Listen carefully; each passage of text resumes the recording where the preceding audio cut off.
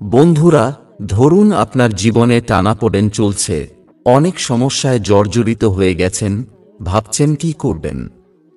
তেমন সময় বাড়ির কোনো গুরুজন বা আপনার কোনো কলিগ আপনাকে হয়তো পরামর্শ দিয়েছে যে একজন ভালো জ্যোতিষকে দেখান না, সমস্যার সমাধান হয় কি না। আপনি হয়তো তাদের কথা শুনেছেন এবং পৌঁছে গেছেন কোনো একজন নামকরা জ্যোতিষীর কাছে। আপনি আপনার সমস্যার কথা তাকে বলেছেন এবং তিনি আপনার কোষ্ঠী বিচার করেছেন এবং কিছু প্রতিকার আপনাকে নিতে হয়েছে। আপনি সেই প্রতিকারগুলো করেছেন, কয়েকটা মাস কেটে গেছে, কিন্তু কোনো সুরাহা আপনার জীবনে আসেনি। আপনি হতাশ হয়ে পড়েছেন, অবসাদে ভুগছেন। ঠিক এই সময় আরও কেউ আপনাকে কোনো আরেকজন জ্যোতিষীর ঠিকানা দিলেন, বা আপনি নিজেই হয়তো কোনো একজনের কাছে আবারও পৌঁছে গেলেন, তার সঙ্গেও নিজের সমস্যা নিয়ে আলোচনা করলেন। সমাধানের পথ তিনি হয়তো বলে দিলেন, কিন্তু তার প্রতিকার ব্যবহার করেও আপনার জীবনে কিছুই সমাধান এলো না। তখন আপনি খুব চিন্তায় পড়ে ভাবলেন, আমি ভালো ভালো জ্যোতিষী দেখালাম, প্রতিকার গ্রহণ করলাম, তবুও কেন আমার জীবনে সমস্যার সমাধান হচ্ছে না। আর আজকের আমাদের বিষয়ের ঠিক এখান থেকেই উৎপত্তি। জ্যোতিষীর কাছে গেছেন, আপনার কোষ্ঠী বিচার করিয়েছেন, প্রতিকার নিয়েছেন, কিন্তু কাজ হচ্ছে না। এখানেই আমরা বলবো যে আপনার বাস্তুর দোষ যদি থাকে, আপনার বাস্তুতে যদি কোনো প্রবলেম থেকে থাকে, তাহলে আপনি যতই নামকরা প্রতিষ্ঠিত জ্যোতিষীর কাছে যান এবং তার কাছ থেকে যত দামি দামি প্রতিকার আপনি নিয়ে থাকুন না কেন, আপনার জীবনের সমস্যার সমাধান কিন্তু কিছুতেই হবে না। তাহলে এখন কথা হচ্ছে যে এই বাস্তু দোষ আপনার রয়েছে কিনা সেটা কি করে বুঝবেন? সেটা তো বোঝা সম্ভব নয় একজন সাধারণ মানুষের পক্ষে। কিন্তু আজকে আমি কয়েকটা ইম্পর্টেন্ট জিনিস আপনাদেরকে বলবো, যেখান থেকে আপনারা খুব সহজভাবেই বুঝতে পারবেন, কারোর কাছে যাওয়ার দরকার নেই। সহজভাবেই নিজেরাই বুঝতে পারবেন যে হ্যাঁ, আপনার জীবনে বা আপনাদের বাড়িতে কোনো বাস্তুদোষ রয়েছে কিনা। সেগুলো আপনারা যেমন জানবেন, তেমনি কোনো পয়সা খরচা না করে আপনি নিজেই নিজের বাস্তুর সংশোধন করতে পারেন। সেই টিপসগুলো আমরা কিন্তু আপনাদেরকে বলে দেব, এবং সেটা যদি আপনি নিয়মিত ব্যবহার করেন, তাহলে অবশ্যই, আমি খুব জোর গলায় বলছি, অবশ্যই আপনি কিন্তু সমাধান পাবেন। তখন কিন্তু আপনার প্রতিকারগুলো যদি সঠিকভাবে আপনি গ্রহণ করে থাকেন, তখন আপনার সেগুলো কাজ করবে। তাহলে আমি বলছি, প্রথম থেকে আপনার বাস্তুদোষ আছে কিনা সেটা আপনি নিজেই একবার মিলিয়ে নিন। প্রথম কথা হলো, আপনি ইনকাম করছেন, কাজে বেরোচ্ছেন, মোটামুটি ভালোই ইনকাম করছেন, তবুও টাকা যেন ধরে রাখতে পারছেন না। অথচ ইনকাম যে খুব কম করছেন তা না, ভালোই ইনকাম করছেন, কিন্তু টাকা রাখতে পারছেন না, সঞ্চয় হচ্ছে না। বা এরকমও হতে পারে আপনার অর্থনৈতিক জায়গাটা একদম নিচে গিয়ে পড়েছে, আপনার অর্থের যে যোগান দেবে, অর্থের জোগাড়টাই আপনার আসছে না। অর্থাৎ কোনো চাকরি বলুন, কোনো ব্যবসা বলুন, কোনো কিছুতেই আপনি চাইছেন নিযুক্ত হতে, নিযুক্ত হয়তো হচ্ছেনও, কিন্তু বারবার আপনার কাজগুলো চলে যাচ্ছে, বা কাজ হয়তো আপনি পাচ্ছেনই না, এবং তার থেকে আপনার অর্থের রোজগারটাও কিন্তু আপনার জীবনে আসছে না। তাহলে অবশ্যই আপনি বাস্তুদোষে জর্জরিত। বা এরকমও হতে পারে, বাইরে যতক্ষণ আপনি রয়েছেন, খুব ভালো আছেন, আনন্দে হাসিতে আপনি খুব ভালোই সময় কাটান, কিন্তু বাড়িতে পা রাখা মাত্রই কেমন যেন শরীরটা ভারী হয়ে যায়, মনটা ভারাক্রান্ত হয়ে যায়, সব সময় একটা চিন্তার মধ্যে আপনি থাকেন। বা বাড়ির যারা রয়েছেন অন্যান্য সদস্যরা, তাদের সাথে কারণে অকারণে বাদ বিতণ্ডায় আপনি জড়িয়ে পড়ছেন, একে অপরের সঙ্গে কলহ বিবাদ আপনাদের বাড়িতে লেগেই রয়েছে, কিন্তু কোনো এমন কিছু ঘটনাই নয় যে যার জন্য প্রচুর ঝগড়াঝাঁটি চেঁচামেচি করতে হবে। এতে আপনাদের বাড়িতে শান্তির পরিবেশ কিন্তু থাকছে না। তাহলে জানবেন কোনো নেগেটিভ এনার্জি আপনাদের বাড়িতে রয়েছে, যেখান থেকে একটা বাস্তুর প্রবলেম সৃষ্টি হচ্ছে। অথবা বাড়িতে একটা মানুষ সুস্থ থাকতে পারছে না, আপনাদের প্রতি মাসে ওষুধের জন্য খরচা হচ্ছে, বাড়ির একটা তাক পুরো ওষুধে ভরে যাচ্ছে। এমন পরিস্থিতিতে কিন্তু বাস্তু সমস্যা আছে বলে মনে করা হয়। আরেকটা কথা বলি যে বাড়িতে একজন যদি সুস্থ হয় তাহলে আরেকজন অসুস্থ হয়ে যাচ্ছে, মানে ডাক্তার আর ঘর এটা আপনাদের জীবনে লেগেই রয়েছে।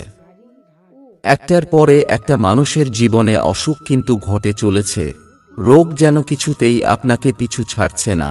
এমন পরিস্থিতি হলেও আপনার বাড়িতে বাস্তুর দোষ রয়েছে, সেই কারণে কিন্তু একটার পর একটা রোগে আপনি আক্রান্ত হচ্ছেন। তো এখান থেকেও আপনি জানবেন যে কিছু সমস্যা আপনাদের বাড়িতে কিন্তু নিশ্চয়ই রয়েছে। আরেকটা কথা বলি, আপনার বাড়িতে যে কলগুলো রয়েছে সেই কলগুলো থেকে অবিরত টিপ টিপ করে জল পড়ে। যতই আপনি জোরে আটকান একটু একটু করে যেন জল পড়ে যায়। বা আপনি হয়তো খুব সুন্দর করে বন্ধ করেই এসেছেন, কিন্তু বাড়ির অন্য একজন মেম্বার গিয়ে এমন কলটা বন্ধ করল যেন মনে হচ্ছে যে টিপ টিপ করে যেন জল পড়েই যাচ্ছে। এক্ষেত্রেও কিন্তু জানবেন যে আপনার বাড়িতে সমস্যা কিন্তু রয়েছে। তাছাড়াও দেখবেন বাড়িতে আপনি ফিনাইল দিয়ে মুছছেন, তাও যেন বাড়িতে একটা কোথাও যেন মনে হচ্ছে যে একটা দুর্গন্ধ পাচ্ছেন। আপনি রুম ফ্রেশনার দিচ্ছেন, তাতেও যেন মনে হচ্ছে যে যতক্ষণ ওই রুম ফ্রেশনার দেওয়া হচ্ছে ততক্ষণ থাকছে, তারপরেই যেন আবার একটু একটু করে সন্ধ্যার দিকে হোক বা রাতের দিকে হোক একটু গন্ধটা আসছে। আরেকটা কথা বলি, আপনারা যখন বাথরুমে যাবেন, বাথরুম থেকে যখন বেরোবেন তখন বাথরুমের দরজাটা কিন্তু সব সময় লক করে দেবেন, নইলে কিন্তু বাথরুম থেকে নেগেটিভ এনার্জি আমাদের ঘরের মধ্যে ছড়িয়ে যায়। এটা কিন্তু খুব খারাপ একটা জায়গা। তো সেই জায়গাটা কিন্তু আপনাদের মনে করে নিতে হবে, সব সময় মনে করে দরজাটাকে বন্ধ করবেন। আর যখন রাতে শুচ্ছেন বা দুপুরবেলা শুচ্ছেন তখন মনে হচ্ছে ছাদের উপরে কেউ যেন কিছু, বা আপনি যদি দোতলায় থাকেন 3 তলার মানুষরা মনে হচ্ছে যেন কিছু জিনিস এদিক থেকে ওদিকে টেনে নিয়ে যাচ্ছে। অথচ আপনি যদি তাকে গিয়ে বলেন তোমরা কি কিছু চেঞ্জ করছিলে, তিনি হয়তো বলবেন না, আমরা তো কিছু চেঞ্জ করিনি, আমাদের তো বাড়িতে তখন কেউ ছিল না। বা এরকম হতে পারে যে বাড়ির ছাদের ওপর একটা যেন জল গড়িয়ে পড়ছে। যদি এরকম হয়ে থাকে তাহলে 100% আপনার বাড়িতে বাস্তুদোষ রয়েছে। তো বন্ধুরা, তাহলে আপনি জানলেন যে বাস্তুদোষ রয়েছে। তবে জেনে কি হবে, বাস্তুদোষ থেকে বেরোবার উপায়ও আপনাদের জানা দরকার। এখন আমরা আপনাদের বাস্তুদোষ দূর করার উপায় বলছি, যেটা একেবারেই কোনো খরচা লাগবে না, আপনি নিজে নিজের সমস্যার সমাধান করতে পারেন। প্রথম কথা বলি, যে কল দিয়ে জলটা পড়ছে বাড়ির সমস্ত সদস্যকে বলে দিন ভালো করে কলটা টাইট করে বন্ধ করতে।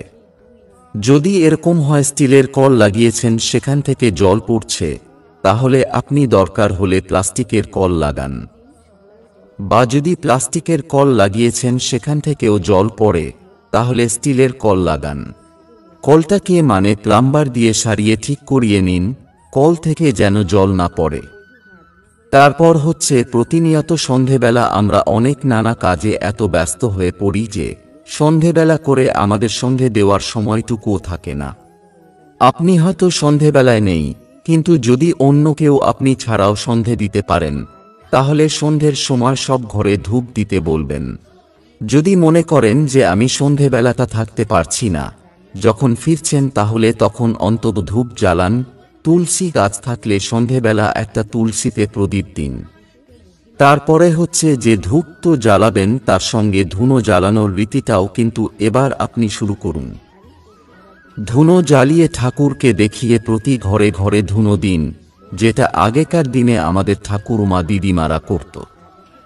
কিন্তু তারপর জেনারেশন ওয়াইজ আমাদের মারাও হয়তো কিছুটা করেছেন, তারপর আমরা হয়তো এখন সেইভাবে করতে পারি না। কিন্তু যদি আপনি সেই ধারাটাকে বজায় রাখেন তাহলে কিন্তু আপনার পরের জেনারেশনও আপনার থেকে কিন্তু এগুলো আয়ত্ত করবে। তাই ধুনো জ্বালানোর ব্যবস্থা করুন। তাছাড়া প্রতিদিন কর্পূর জ্বালান। কর্পূর অনেক নেগেটিভ জিনিস আমাদের বাড়ি থেকে কিন্তু দূর করে দেয়। আপনি এভাবে 1 মাস ব্যবহার করে দেখুন, অনেকটা ভালো থাকতে পারবেন। তারপর প্রতি দরজায় আপনি কিন্তু ওম স্বস্তিক আর ত্রিশূল লাগান।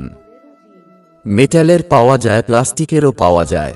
প্লাস্টিকের গুলো লাগাবেন না, মেটালের ওম স্বস্তিক আর ত্রিশূল প্রতি ঘরের দরজার বাইরে বাইরে লাগিয়ে দিন, তাহলে কিন্তু একটা অভূতপূর্ব রেজাল্ট পাবেন। যে কলহ বিবাদ আপনার বাড়িতে লেগেছিল সেখান থেকে কিন্তু অনেকটাই আপনি ভালো থাকবেন, নিরাপদ বোধ করবেন। তো সেই জায়গায় আমি বলবো যে এইগুলো কিন্তু আপনি ব্যবহার করা শুরু করে দিন। আর কি করবেন, মোটা দানার যে নুন পাওয়া যায়, যদি আপনার বাড়িতে যে মেড আছে সেও যদি ঘর মুছে বা আপনি মুছছেন, সেখানে মোটা দানার নুন একটু করে দিয়ে দিন। যা দিচ্ছেন জলের মধ্যে, তার সাথে একটু মোটা দানার নুন দিয়ে দিন, তাতে কিন্তু বাস্তুদোষ একেবারে কেটে যায়। তো আপনি এটা ব্যবহার করুন। এছাড়াও বাথরুমের মধ্যে কাঁচের বাটিতে আপনি ওই মোটা দানার নুন রাখুন, আর সেটা কিন্তু প্রতি সপ্তাহে চেঞ্জ করুন। ভালো একটা ডেট ধরুন সোমবার করে, আমি প্রত্যেক সোমবার কাচের বাটিটার নুন চেঞ্জ করব।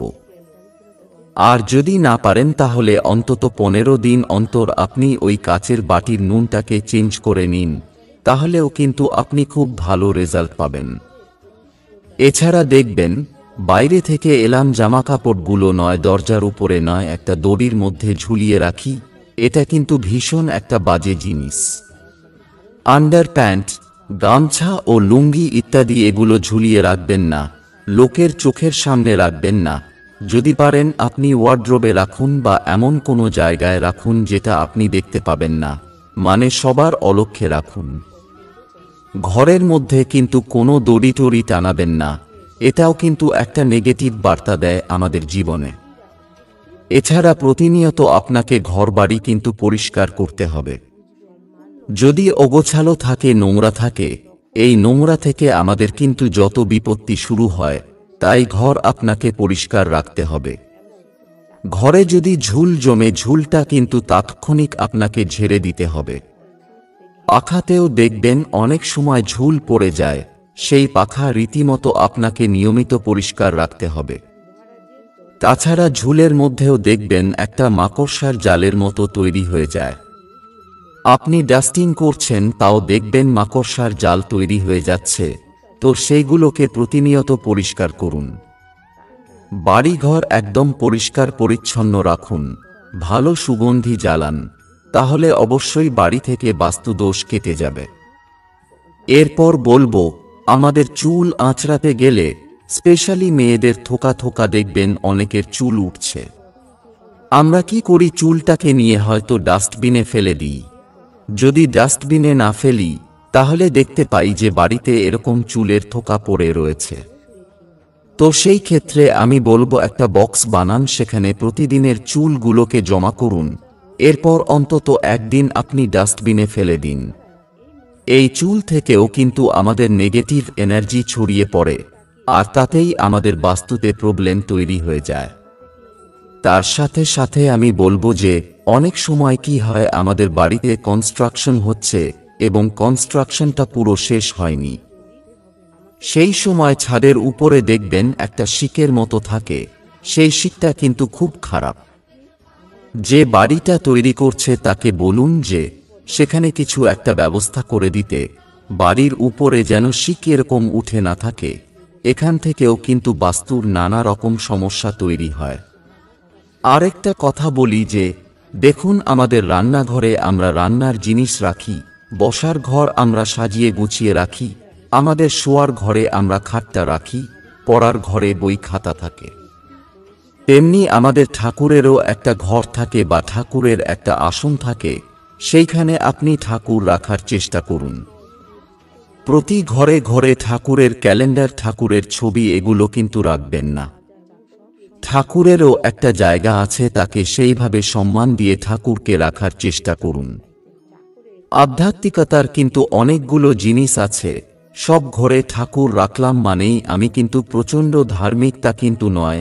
ঠাকুরের যে জায়গা, ঠাকুরের স্থানে ঠাকুরকে রাখুন।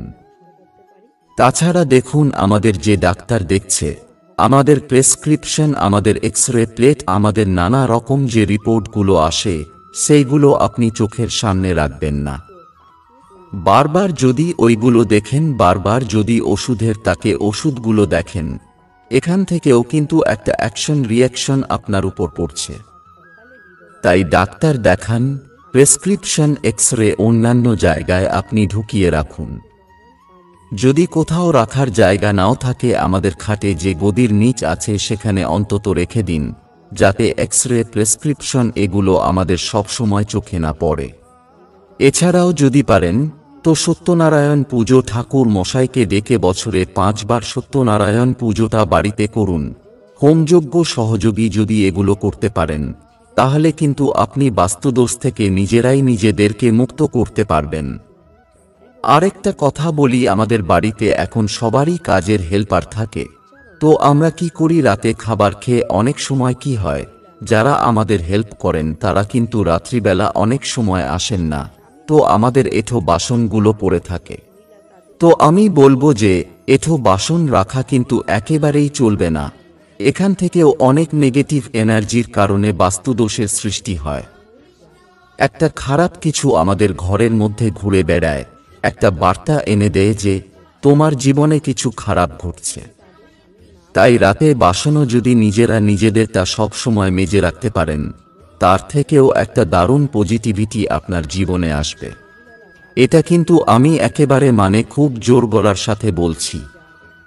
এছাড়াও আমি বলবো যে কারোর বাড়িতে ঢুকলাম, দেখলাম জুতো পরে আছে বা ঝাঁটাটা ঢুকলেই দেখা যাচ্ছে, এটা একেবারেই উচিত না। জুতো আপনি সুরাকে রাখুন, যদি সুরাকে আপনার না থাকে দরজার পেছনে রাখুন, যেটা একটা মানুষ বাইরে থেকে এলে তার চোখে যেন না পড়ে। এই ছোট ছোট টিপসগুলো বাস্তুর ক্ষেত্রে ফলো করলে আপনারা কিন্তু দারুণ উপকার পাবেন। হ্যাঁ, আরও কিছু টিপস অবশ্যই রয়েছে আমার কাছে, তবে এগুলো ফলো করলেই আপনি সহজেই বাস্তু দোষ থেকে মুক্তি পেতে পারেন। সবাই ভালো থাকুন এই আশা নিয়ে আজকের ভিডিও শেষ করছি।